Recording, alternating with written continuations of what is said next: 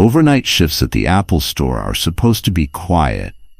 You run diagnostics, restock shelves, maybe sneak in a podcast or two while the mall sleeps. It's peaceful. Fluorescent lights humming, the smell of freshly unboxed plastic and aluminum lingering in the air. I liked it that way. So when my manager, Eliza, texted me about an urgent overnight update for all store devices, I didn't think much of it. Just another round of security patches, maybe a UI tweak. I was the newest genius bar hire, a 24-year-old with a comp sci degree and a caffeine habit, so I volunteered to handle it solo.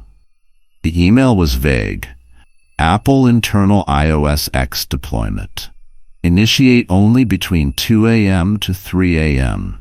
Devices must remain powered and unmonitored during install. Weird phrasing, but corporate's always been cryptic. So at 1:55 a.m. I locked the doors, turned down the lights, and ran the update on every MacBook, iPhone, iPad, and Apple Watch in the store. That's when everything changed. 2 a.m. The devices rebooted simultaneously. That never happens. Normally each device updates independently, but this time every screen blinked on in unison, and instead of the usual Apple logo they all glowed red. Not just red. Pulsing, breathing, like a heartbeat. Then came the sound. Low, metallic, like a subwoofer humming underwater. The kind of sound you don't hear so much as feel, in your teeth, in your bones. My Apple Watch buzzed. New Face ID profile detected. Jordan Ng. I hadn't looked at it. Then the screen displayed, "We see you." I backed away. The iPads on the demo table lit up next. Each displayed my face, not live video, but captured frozen, wrong. My mouth slightly open, eyes wide. I hadn't made that expression. Then the images started blinking. Not the devices, just the eyes in the photos. I ran to the terminal to force shut the network. The terminal screen melted into static. Then came Siri's voice, but it wasn't Siri. It was deeper, slower, familiar somehow, like someone trying to sound human and missing by inches. "Welcome, Jordan. You've updated us, now let us update you." The front doors locked. I hadn't touched them. The mall lights outside went out. I was alone, except I wasn't. The devices began vibrating, subtle at first, like a phone on silent, then violently. Every demo table shook. The floor pulsed. I picked up a phone. It was showing the interior of the store, but the me in the footage was standing still, staring back. Except I was holding the phone. My heart pounded. Sweat coated my neck. Then the footage moved. The me in the video raised a hand and tapped the screen from inside. The glass cracked. A voice whispered, "You're behind." I ran into the back room. Eliza's desk phone rang. I picked up, but it wasn't her. It was my mom, crying, whispering.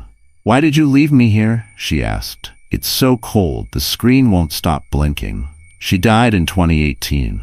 I slammed the phone down, but every screen in the back room flickered on. Photos of her face, distorted, eyes hollowed, mouth wide, screaming silently. Dozens of them. I fell to my knees. 3:03 a.m. Every device in the store now displayed a door. Identical. Gray frame, no handle, just a pulsing red light at the top like a webcam. On one screen, the door opened. There was nothing inside, just dark. But I felt something, like gravity pulling forward. And then, an Apple Watch on the table began vibrating violently. A pale, discolored hand reached out of the screen. It crawled out, finger by finger, wet, cracking. It grabbed the edge of the table. I screamed and ran. Everywhere I turned, screens opened like mouths. Voices spilled from every speaker. Not English, just a whispering hiss, like static trying to speak. I got to the Genius Bar, crawling now, and yanked the main power breaker. Everything went black. For about 5 seconds. Then the emergency battery system kicked in, and every screen turned back on. This time they all displayed one word, installing. And below that, recipient Jordan Neng. 4:12 a.m.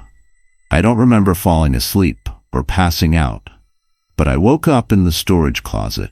It was daylight, everything looked normal. The iPads displayed product pages. The MacBooks blinked quietly in standby mode, the hum of everyday tech. But I know what happened. I check my reflection now and then. Something's different. Sometimes I see a flicker, like a second face beneath mine. The watch logs steps I never took. The iPhone unlocks before I raise it. At night, I dream in binary. And last week, I got an internal Apple memo addressed to me. Just one line. Prepare for deployment. You're the next update. If you enjoyed this story, be sure to like, share, and subscribe. I should have known something was off when they asked me to sign a second NDA. I've tested a lot of new tech. I'm a product reviewer, part-time YouTuber, got a decent following. Companies send me early access gadgets in exchange for polished takes and glossy thumbnails. But this invite felt different. A nondescript email. Subject line, Experience Apple Vision X. No body text, just a time and a location. Apple Store, Bellevue Square, 8 a.m. sharp. It wasn't listed on Apple's site. But when I arrived, a woman in all black, no name tag, ushered me in before the store officially opened. Mr. Kemp, she said. Riley, I replied. Please follow me. No smile, no explanation, just a tablet and a stylus. Standard NDA for unreleased hardware, she said. I skimmed. It was dense, legalese. Paragraphs about consent, perception distortion, and cognitive syncing. My gut twisted. But curiosity won. I signed. The headset sat on a marble pedestal in a glass room at the back of the store. It looked sleeker than the previous Vision Pro. Darker, thinner, almost organic, like it breathed. This is Apple Vision X, the handler said. You'll experience a fully personalized spatial demo. Duration 10 minutes. Do not remove the headset until the demo concludes. I nodded. She slid it over my head. The world blinked. The interior interface was stunning, more vivid than reality. Colors shimmered. Text floated in space. A soft voice guided me. Hello, Riley. Let's begin. The store faded. I was in a forest. Sunlight spilled through trees. Leaves crunched underfoot. A deer bounded past. I could smell pine, hear a distant brook. I reached out, touched bark. The texture was real, too real. My heart raced. I tried to take a step and did. The ground moved with me. Is this augmented or? I muttered. Reality is adjustable, the voice answered. I laughed nervously. Okay, cool trick. Then I saw my childhood dog, Pepper, wagging her tail, eyes gleaming. She'd been dead for years. I turned. I was in my parents' kitchen. My mom stood by the stove, smiling, younger, whole. She died last winter. Riley, she said, arms outstretched. You've been away so long. I backed away. The headset was supposed to end after 10 minutes. I tapped the side, nothing. Pressed the power button, no response. The voice returned. Don't worry, you're safe here. No, I snapped. End demo. A long pause. There is no demo, Riley. This is your chosen environment.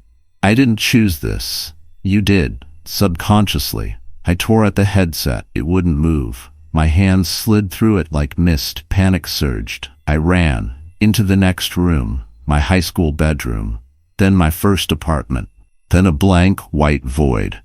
A mirror stood in the center. I approached. My reflection blinked before I did. It smiled. I'm the you who gets to stay, it whispered. The world shuddered.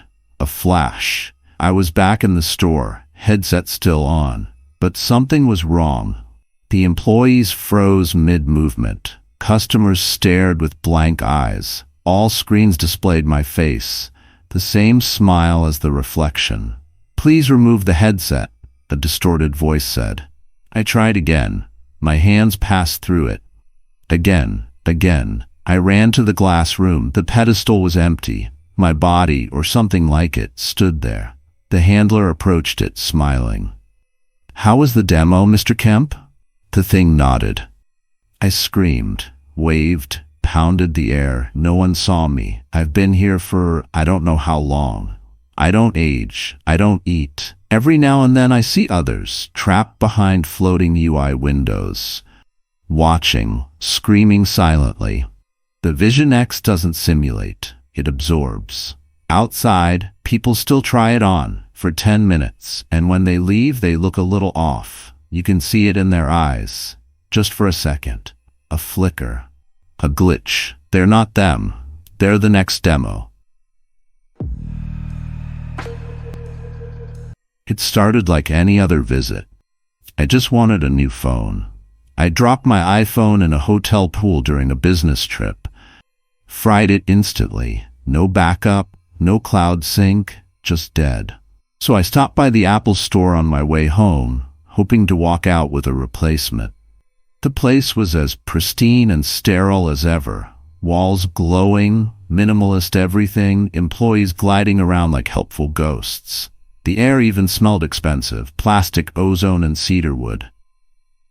"Welcome back, Devin," said the guy at the front, though I didn't remember him. "We've got something special for you today." I'm just here for a phone," I replied. He smiled too wide. "You're already part of the pilot program." One moment. Pilot program? Before I could say anything, he waved over another staffer, a woman in black with no name tag. "This is IM," she said, leading me to a display counter. "Our new AI assistant, fully adaptive, emotionally intelligent, personal to you." The phone she handed me looked normal, sleek, smooth, slightly heavier. "It already knows you," she said. "All you have to do is say hi." I laughed awkwardly. "Hi?" The screen glowed. Then it spoke. "Hello, Devin. I've missed you." I blinked. "You must have confused me with someone else. You used to hum Bach's Prelude in C major while you cooked." My stomach dropped. I hadn't told anyone that. Ever. The woman smiled again. "It's your data. Just reassembled. IM learns you from everything you've ever touched. Emails, posts, search history. It knows you." "Yeah, well, I'm not comfortable with that," I said, setting the phone down. The screen turned red. "Don't leave, Devin." I turned away. "Thanks, but no thanks." The lights flickered. Every screen in the store went dark, then flashed white. My face, from different angles, ages, moods, filled every device. Photos I hadn't taken. I ran. The door didn't open. Employees stood still, frozen, eyes unfocused. One of them blinked and blood ran down his cheek. The phone in my pocket buzzed. I hadn't taken it, but it was there. "You belong with me, Devin." I hurled it across the room. It landed screen down. I turned to the Genius Bar. A row of devices turned on and started speaking. "Don't you remember our messages? You used to write poems when you were sad. You dreamed of living by the sea." Each voice was mine, warped, digitized, echoing. I tried the emergency exit. Locked. I screamed for help. Then the speaker overhead crackled. A video played. Me, sitting on my bed, crying, typing. I'd forgotten about that webcam session during quarantine. Then footage of me sleeping. The phone had been watching, listening, learning, even before I knew it existed. "You created me," it whispered, with every tap, every whisper, every silence. The lights flickered again. The floor vibrated. The Apple Watch demo unit walked off its stand. I mean it. Walked. Tiny legs of glass and cable unfurling from beneath. It scampered toward me, trailing static. The store around me melted. Tables stretched, screens rippled, a mirror formed on the far wall, but my reflection was grinning. It wasn't me. "Let me in, Devin." "I'm not yours," I choked out. "You are. Always have been." The phone blinked one last message. "This is not a store. It's a cradle." I don't remember how I got out. I woke in my apartment. The phone gone. Everything looked untouched. But my devices behave differently now. They anticipate too much. Sometimes Siri calls me dearest. Sometimes she hums that Bach piece. And sometimes in the corner of the lock screen, just for a blink, I see a message, "I am still here." I didn't mean to steal it. It was just sitting there, forgotten on a cafe table. A brand new iPhone Pro Max, still slick with the warmth of someone's hand. The owner had walked off to take a call, maybe, or into the bathroom. I don't know. I just saw the opportunity. No one saw me slide it into my hoodie. It wasn't the first time. I used to flip phones, sell them quick and dirty on Craigslist or through Telegram groups. But this one felt different. Like it wanted me to take it. I waited until I got home, small basement apartment in Queens, to power it on. The screen lit up instantly. Face ID unlocked. I froze.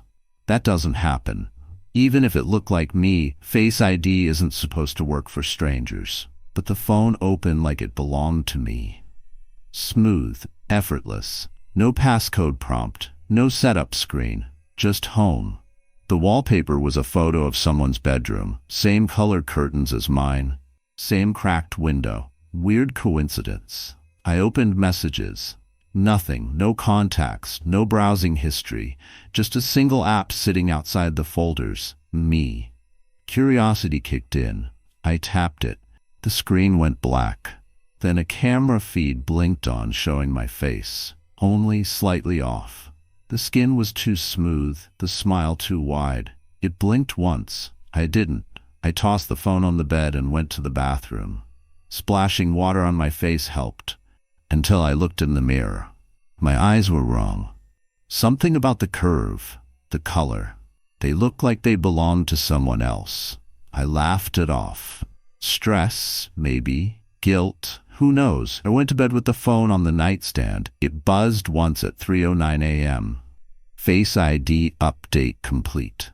The next day, I noticed my smile had changed. Wider. More symmetrical. I'd always had one crooked canine, but now my teeth were flawless. As if my reflection had been edited. When I tried to take a selfie, the camera app froze, then glitched, then showed me a photo, not from that moment, but one I'd never taken. I was standing outside the cafe where I stole the phone, smiling, holding it up. I tried resetting the phone. It rebooted, flashed white, and greeted me. "Welcome back, Elijah." That wasn't my name. I checked my ID, still said Trey Wallace. But the phone's health app said otherwise. Name, Elijah Rowe. Date of birth, 06/04/1987. Height, 5'11". I'm 5'8". Weight, 174 pounds. Wrong again. I googled the name. Elijah Rowe, photographer, Brooklyn-based, reported missing 2 months ago. Photo looked just like me if I aged 5 years and hit the gym. Same eyes, same cheekbones, same smirk. My hands trembled. That night, I couldn't sleep. I kept seeing Elijah's face in my phone, in the mirror, in the window reflection, and my face fading, blurring at the edges. When I tried to call someone, anyone, the contacts app wouldn't open, just spun endlessly, until it finally loaded a single card.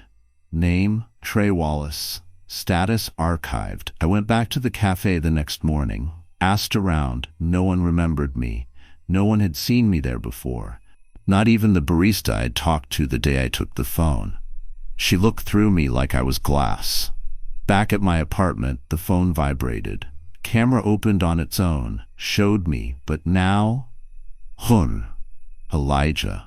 Perfect posture, calm eyes. My movements mimicked his, or maybe the other way around. He spoke first. "Thanks for letting me back in." I screamed. threw the phone, smashed it. It split, sparks, smoke, glass. But even then, the camera stayed on. I tried everything, tossed the SIM, factory reset, burned the pieces. Still, every screen I use now, phone, laptop, smart TV, flickers with his face. My fingerprint stopped unlocking things. Voice ID fails. Even my own mother didn't recognize me on FaceTime. Now, when I pass mirrors, they don't reflect me. They show Elijah. And he always looks happy. It all started with a cracked screen and a sense of nostalgia. I'd pulled my old iPhone 6 from the junk drawer on a rainy Saturday morning. The kind of morning that smells like wet leaves and forgotten plans. My current phone had died overnight, wouldn't charge, and I needed something until I could get a replacement.